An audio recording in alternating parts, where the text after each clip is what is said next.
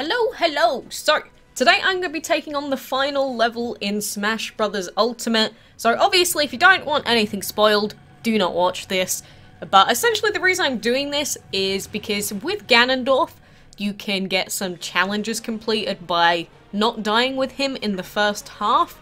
And then there's also another challenge to complete by just not dying at all in the fight. So, we are going to be doing it with Mr. Ganondorf here. The skin color that you choose is very important, I've gathered, but the spirit that I'm going to be using is Beast Ganon. He's super good, has a ton of slots to use as well, and I also have a Celebi in the support slot which just does, auto regen, and it's a great auto heal after every 5 seconds, so this is the team that I'm going with, obviously. Because of whatever you've decided to level up or whatever supports you've got, you might not even have these available. But I am at 100% completion, or like 99% completion at the moment. So we have like everything unlocked that we can get from the main map. So with this fight in particular, the auto heal is going to be great. But it's not really going to help you for the beginning of this stage. Because most of this is just platforming with the occasional mini fight with a few light and dark enemies. So as long as you know how to jump, you should be good for the first half of this stage. Although it will start challenging you later on because there'll be like bob-ombs spawning and, you know, they'll start breaking all the platforms and that. So, you know, the beginning's very, very peaceful. He's killed himself. Good job, Ken. But with Ganondorf, the main thing that I've been doing is literally just spamming his special moves because they do a ton of damage, especially with that, summon that I have equipped as well, because I mean, we've got Beast Ganon with Ganon, so that's pretty cool. But yeah, so be looking out for all the tentacles as they come down because they will destroy you, and this on the side here, it does push you out to the sides of the level, so I highly recommend, as soon as you see the eye, destroy it, because otherwise it is going to push you off the map, and you cannot shield those sword blades. As far as I'm aware, they will just do like a billion damage to you. So anyway, we just get to dash around a little bit waiting for this side scroller to go along. Look at the background, by the way. Ooh, pretty colors. That's the thing about the credits, they do look really pretty with the true ending. Come, walk into it, yes! It's literally just do your side smash and hope that someone runs into it. It's that simple, because when you've got this much base damage coming out, you might as well just one-shot them. I mean, just the basic attacks with Ganon will almost fling them off the stage, but look at that. Beautiful. Come on, whack it! No! No, you're not meant to fight back. Come on now. For goodness sake. Get out. Should have thrown him to the left. So, this is not a no damage run or anything like that. Otherwise, I would be a lot more scared right now. But literally, to do these challenges, you just need to not die. And that is a lot easier with the Celebi summon. There's also a couple of other auto heal summons, but obviously, having a great auto heal is better than having a regular one. But now that we've got these jetpacks, it's important that whenever you see another jetpack, you go pick it up so that you can keep your fuel going. I mean, you can do the whole thing without a jetpack, but let's be honest, the jetpacks make platforming 50 times easier, especially with such a slow character like Ganondorf is. So, you know, it's just go up the platforms, beat up some shadow and light guys, rinse and repeat until we get to the latter half of this level. So get out of here, Ridley.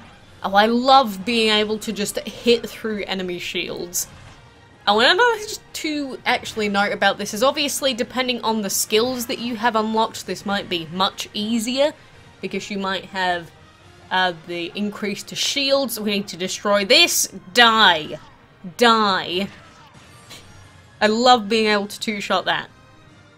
So I'm not sure if hard mode is much harder than this, but oh, we've got the jetpack that we need to go and get. Again, as soon as you see the jetpack, go pick that bad boy up. So now we wait. La-da-dee, la-da-da, la-da-dee. Falling off the ledge. Oh no, what are you doing, Ganon? Oh god. Yeah, we cannot. Apparently cannot shield that, so that is another thing to note, but just literally sidestep and double jump. Just conserve your jetpack until you need it. And this is where it gets a little bit scarier, because these bob-ombs will do a ton of damage to you. They will knock you around. They are liable to knock you off the side of the screen. So just be patient. No, pick it up. There we go. So just ease your way through. Ease your... Okay, I can't get that jetpack, but I do not believe we need it. And we still got hit by that. Oh well, we'll heal that back up. We will indeed already be healed by the time we get up here. So I think this is the last portion of the beginning section of this stage. I mean, the enemies don't get any more difficult. They all get 1 or 2 shot anyway. Yeah, it's just kind of depressing if nothing else. Poor Bowser Jr. I actually have not even tried out Bowser Jr. yet, slash that character type. There are a lot of characters I am still yet to try in Smash. I'm just sort of playing around with Ganondorf at the minute for this challenge, and that is it. I never really liked Ganondorf in the old games, but he seems to be very strong. The power characters in general are pretty good for the map, from what I've gathered. And so, now we are on to the next section of the final level. So, you know, we could just end it right there, but no, we are going all the way. We are not going to die. And now we have the boss rush, basically. So, yeah, we will take on this guy first. I did miss the other one. Shh, don't tell anyone.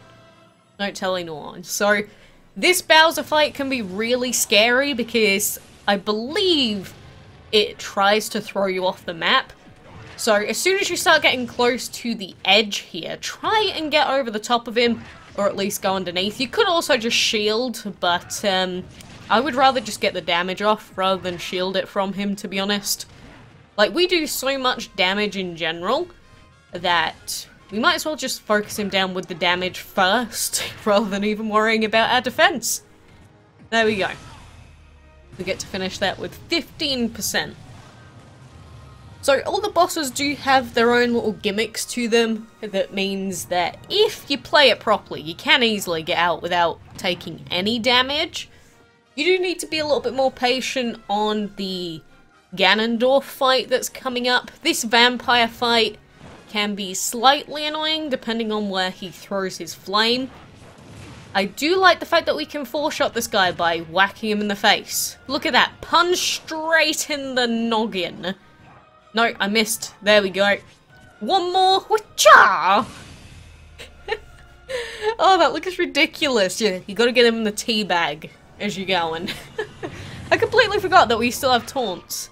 So, same with this demon is sort of the strat for the other Bowser thing. Just smash attack, I should say, into shield. If you can get the shield off. No, I'm trying to rush this. Have you ever had that feeling in other games where you're like trying to hard rush the boss down and then you end up taking like 50% of your health? Yeah, that's happened quite a few times to me. Quite a few times. I mean, at this point I've got like, what, 26-ish hours in Smash Ultimate's Adventure mode, and I still cannot be bothered to shield half the bloody time, so hey. So yeah, this is the annoying part, trying to get through to Ganon's tail. And if you don't have your shield upgraded, that can be sort of an annoying attack because he will just go straight through it. But stop! Please let me hit your tail, dude. I think this is the main boss that I haven't worked out my own proper strat for yet. I'm sure there is one where you can sort of manipulate him onto a certain side of the screen or something. But there we go. As soon as we do get access to the tail, he's gonna go down. And I don't think we can one-round this, but we can probably get close. No. Why does it do this? I'm trying to side slam. I don't know. I've had to relearn this game a few times because playing between handheld and with a controller is quite a different experience. and I can only play it in certain places on handheld and certain places with a controller, and I have to tell you, controller feels a hell of a lot better than handheld does. But hey, I guess that is up to you for how you prefer to play. No, God. There we go, we'll hit this one instead. He annoyed me. And by that I mean I missed completely. So, Galleon, I actually don't know how you say his name, but basically he's super easy. You can shield like everything that he does. When you see him go into his tank form, just jump. But a couple of smashes and he's basically dead. Yeah, stop your stomping, I know you're mad. You're gonna be dead in a second anyway. There we go. So now we just wapow him. Again, if I'm gonna get the hit off, I don't even care. No! Oh, that's the grab. You know, all things considered, I've only beaten all of these bosses, I think, twice before. So I do have a good idea of most of their patterns, but I'm no expert. I haven't fully analysed everything. So, yeah, judge it all you want. Go ahead, say I'm a terrible Smash player. I welcome it. I welcome the criticism. So now we have Mr. Rathalos, the scary dragon guy, so we can just shield that attack as he comes in. So Rathalos has the good thing where if you get the item drops for him, you basically just absolutely pulverize the poor thing. Because you can get the, what they called, the nut. Yes, get a nut. But the nut things they do, that's sort of annoying. Oh, why is there fire here? You can manipulate those flames, but yeah, this nut here, if you throw it at the dragon's head, you can actually stun him. So if you see the nuts on the floor, throw it at the dragon's head and he will get stunned. So hopefully we can hit this. Sweet. Sweet. So he should be dead. Poor Mr. Dragon. I'll be honest, the first time I did face this dragon guy, I think it was in hard mode and he absolutely pulverized my ass.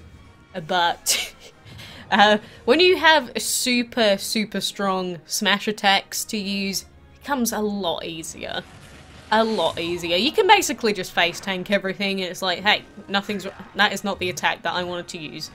So this guy here, he has so little health, but he can be annoying to hit sometimes. I normally just go with regular attacks rather than B or smash attacks. What is B? I'm thinking of like the Wii, even though those buttons were 1 and 2.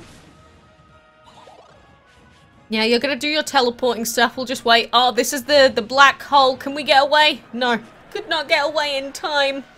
Oh well, that's only 20% anyway. 15% after he leaves. So, this is sort of like the vampire fight. You just jump up and hit him a few times and he'll die really quickly. Like, look at him. He's dead. Really pretty boss. Marx is a pretty boss, I'll give him that. I still miss the Rayquaza boss from, what was it, Brawl? That was a really cool fight. So now we wait for this loading screen and we are on to the final part of all of this. So now we have to take on both of the final bosses at the same time, because again, this is the true ending route. We're not letting light or shadow kill everyone, don't worry. So, this is the final boss, and there are a lot of different strats that you can use. I'm not going to claim to be an expert on this boss by any stretch. I've only faced it a few times, but first thing that I have been doing is focusing down Galeem. So that is the light guy. Main reason for that being I just find him a lot easier to hit in general. And Darkon isn't that difficult to avoid. I mean, both of them aren't that hard to avoid, but I don't like having to deal with the beam attacks from Galeem. So I would rather get him down and murdered first. So your main goal with this is to just avoid everything that Darkon is doing while you just beat up Galeem. So whenever they use this like Psy-Wave attack, you can just jump up on a platform, get down, jump back up, and you will never take a bit of damage in your life. So I guess we got that bit, or that portion sorted out. I do not like these spears that go into the floor, and I especially do not like these spears going into the floor while they have explodey bombs around me. But if you focus down one of these bosses first, whichever one it may be, and then you will only have to deal with one of them at a time, which is a lot better than dealing with both. Those enemies, as you saw, you basically can just run away from them and they will explode. So, easiest set of fights ever. And he needs to stop using his gigantic death hammer. It's very scary. Very scary. Come on, why is Galeem not loading? Hello? Oh, I guess we have to wait for this animation first. So, is Galeem back? No, we're gonna do the side wave attack first. So, again, jump up, go down, jump up, go down. Feels like a workout routine. We need Wii Fit Trainer on this. But there we go. Galeem may die from these unless he spawns out. So, again, these enemies, I'm going to attack them once, and then I'm going to go and run away to the other side. Easiest portion of my life. No! I was going to say, we better not take damage because I missed that hit just then. And my computer needs to not make noise. Oh no, I let go of my shield there. Like half a second too early there. So, Darkon, when you spawn next to me, that is what I like to see, my friend. We can basically just beat his ass. Is this safe? No, that is definitely not safe. But yeah, I'm worse personally at dealing with Darkon than I am with dealing with Galeem. So that is the reason I do it in this order. You can also, after you do this boss fight, if you want to do it again for the challenge, you can equip Darkon or Galeem as one of your supports if you want. But I believe that even if you deal more damage to them, they also deal more damage to you. That was the wrong way to dodge, by the way. Don't do that. So, realistically, I like the support setup that we have personally, but you can change it out for a ton of different things. I'm not going to say it's speedrun strat worthy, but hey. And this is safe? No? I'm always like, just a tinsy bit too far in. Just a tiny, tiny tad too close whenever that happens, but Darkon, as you can see, he is very close to dead. And that should be game. So, we finished that on 0.1%. You can see it wasn't exactly the hardest thing I've ever done in my life. But if you are struggling with it, or you just wanted to have a look through it yourself, that is how you do it. And now, that is when the credits or the true ending cutscene will play out. And obviously, I would love to be able to sit through and watch it again, because to be honest, it is quite a pretty cutscene, all the master hands dying, but it does have copyrighted music, and we don't like that here on YouTube, so that is pretty much everything. Obviously, I'm sure there's some more strats that you can take advantage of, but that is everything that I have to present to you personally. And so you will get a pop-up after all those screens. If you do want to make sure that if you've done them or not though, you can go into your challenges, adventure mode, and here you can see as Ganondorf clear the first stage of the final battle without being KO'd. There we go, he's lifting up the swamp, and win in the final round without being KO'd.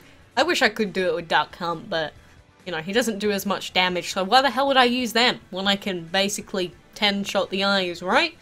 So, you know, I only have a couple of these left to go. Adventure mode is going to be done very soon. But it was a very, very long campaign for me. Like, literally, I think it took 27 hours altogether. But that is it from me for now. So thank you very much for joining me. If I did help you out, then happy to help.